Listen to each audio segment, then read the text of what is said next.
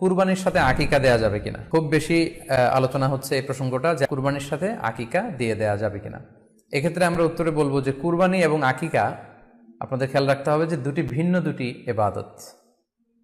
প্রথম কথা হচ্ছে এবাদত দুটি ভিন্ন দুটি এবাদত, কারণ কুরবানি এটা বছরের একটা নির্ধারিত সময়, জিলহজের 10 তারিখে এবং তারপরে আরো 2 দিন বা 3 দিন, এই সময়গুলোতে আপনি কুরবানি করতে পারবেন। তাহলে এটা হজের মৌসুমে জিলহজ মাসে করতে হয় কুরবানি। কিন্তু আকিকা কিন্তু এরকম না, আকিকাটা যে কোনো মাসে হতে পারে। আকিকাটা হচ্ছে নবজাতক সন্তানের ভূমিষ্ঠ হওয়ার পরে সুক্রিয়া স্বরূপ আল্লাহর কাছে যে কুরবানিটা করতে হয় সেটাকে আমরা বলি আকিকা। হাদিসে এসেছে আকিকা। তো সেটা হচ্ছে সন্তান কখন ভূমিষ্ঠ হলো সেটার উপর নির্ভর করে। কারো সন্তান রমাদানে হতে পারে, কারো সন্তান জিলহজ মাসেও হতে পারে, শাওয়ালে হতে পারে, রজাবে হতে পারে। আকিকা হচ্ছে বাচ্চা যেদিন জন্মগ্রহণ করবে, সন্তান ভূমিষ্ঠ হওয়ার 7 দিন পরে। তাহলে ভিন্ন দুইটি আবাদত, দুই সময়ের আবাদত।